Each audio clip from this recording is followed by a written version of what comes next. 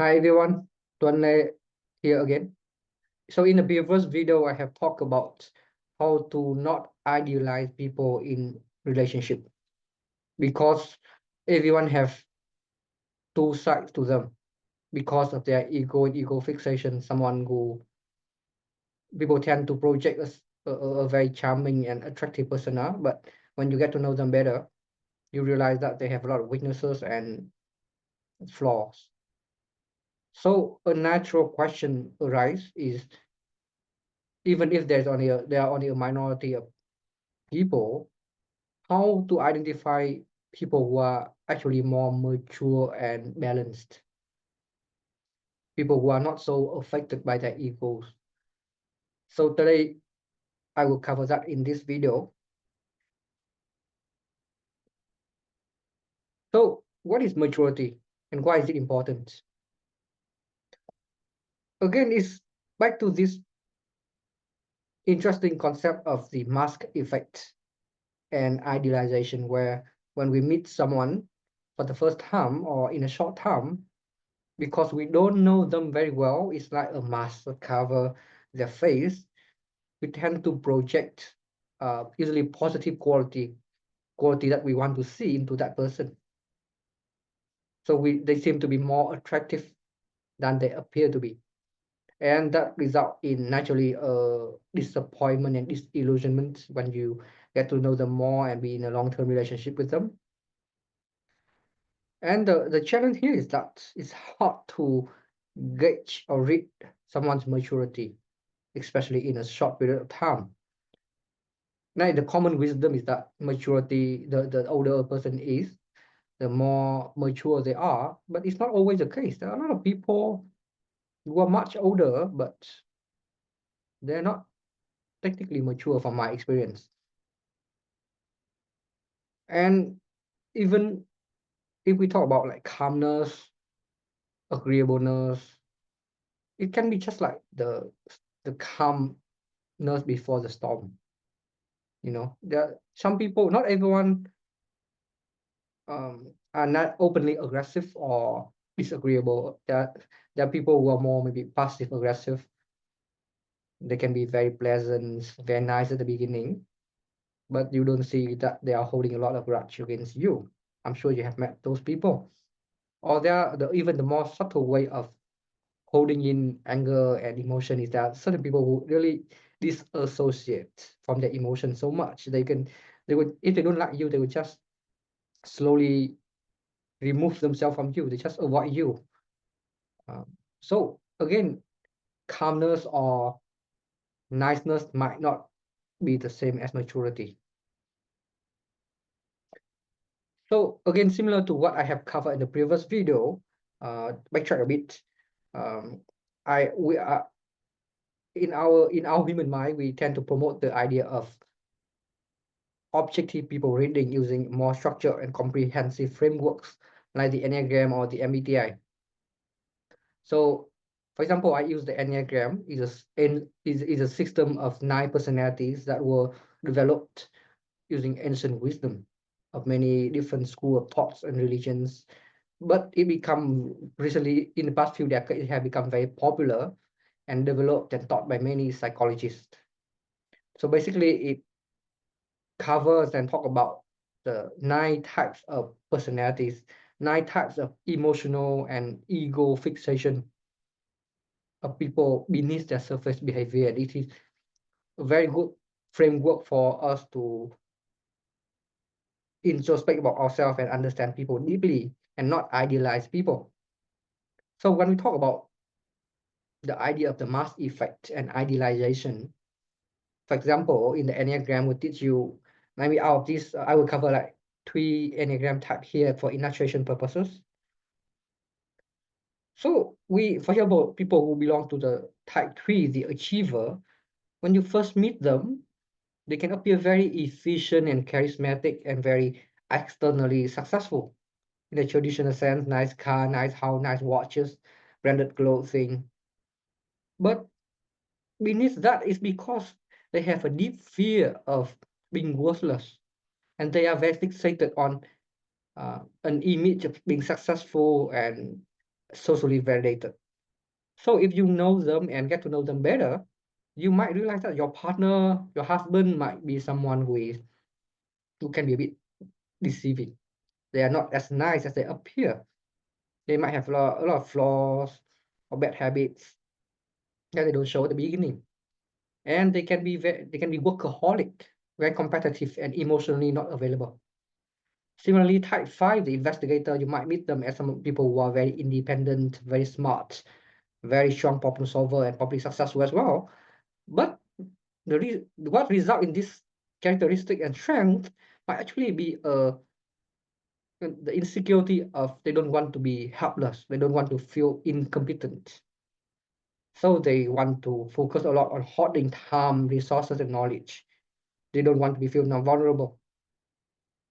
And so if you are in a relationship, you might realize that your partner is emotionally withdrawn, or even arrogant or condescending or not available.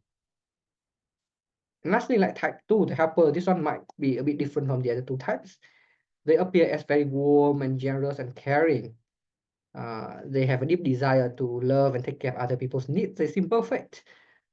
But be careful, because what result in such behaviors might stem from insecurities, that they, deep down they don't want to feel abandoned and unwanted or unworthy. They fixate on gaining love by being helpful. So if you're in a relationship with such a partner, you might realize that they are very insecure and even clingy. Someone who used to be who used to seem very caring and giving might be very clingy, very intrusive and needy. See, so that everyone can have two sides to them, and that is a result of their insecure ego and ego fixation. So when we talk a lot about the ego, and when one to understand about the maturity, I can quickly cover about the 3 stages of the ego development. What exactly is ego? How do we develop the ego?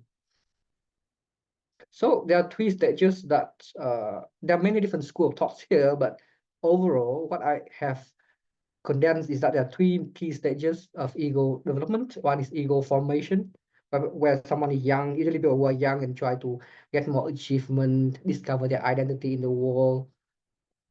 And then there is the second stage of ego fixation, ego obsession or protection, where they are like, I am the center of the world.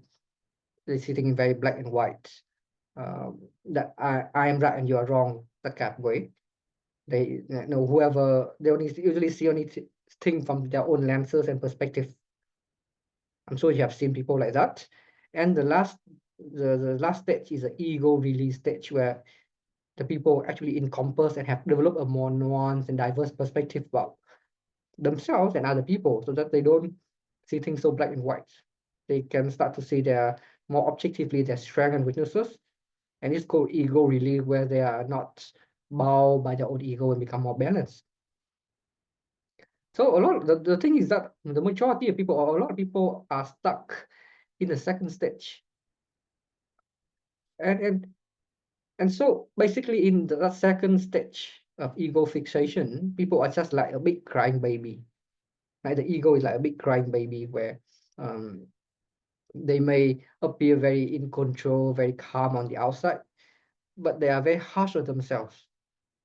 So the inner child there is not loved enough. They don't receive enough love for themselves.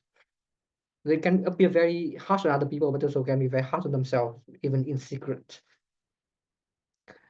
And so so the idea is that if someone is not loved enough, they can't give love to other people. Someone who have not developed their ego completely, their inner child is not loved enough. So they can't go and take feedback and love other people. And that is the idea. So the key point is that maturity and ego development come from self-love and acceptance. This is similar to the idea of the hero's journey, if you probably have heard of, so that people can move from stage 2 to stage 3 of the ego development. So usually it starts like this, where a person start to question their habits, their concept, the egos, their sense of self. They are disillusioned with who they are and the story, the lie they have told themselves. And usually that is accompanied by a long period of deeper introspection and even overcompensation. Overcompensation means they swing all the way to the other side because they really hate themselves so much. Um, if someone used to be very caring and feeling driven, they might dislike that part of themselves and they totally become very cold and detached and logical. Or vice versa, someone who used to be very logical, they don't like that and they become overly caring and needy. And then if they are lucky with enough introspection, they finally accept that original part of themselves and love themselves again. And once they love themselves again, they can love other people. And that is where the idea of maturity and balance come from. And those people, characteristic is that they are consistently calm, not passive aggressive calm, but they can be assertive in a very constructive way and not neither being openly aggressive or passive aggressive. And they are willing to accept the point of view, diverse point of view, and people who are different from them without judgment or getting triggered easily.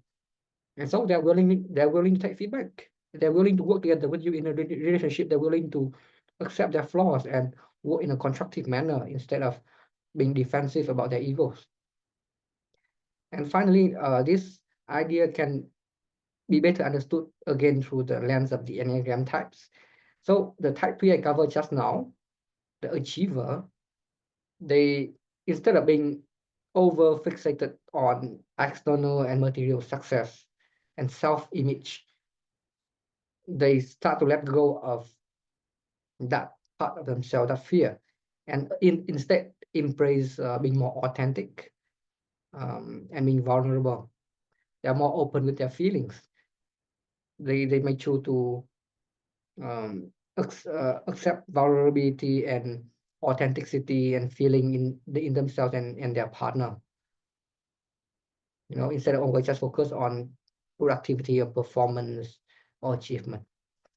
Similarly, type 5, so they can let go of that core fixation of hoarding knowledge, hoarding their time and energy, always being scared of the world, always read books instead of interacting with other people and their partner, or open up their partner. Now they let go of that fear, question that fear, let go of that fear, and open up emotionally and be more available to their partner and their loved ones.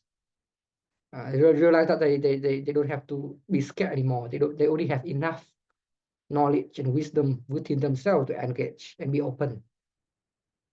And lastly, type 2, the helper, instead of they can finally let go of that need to and question the needs of why am I keep giving and giving and in order to feel loved.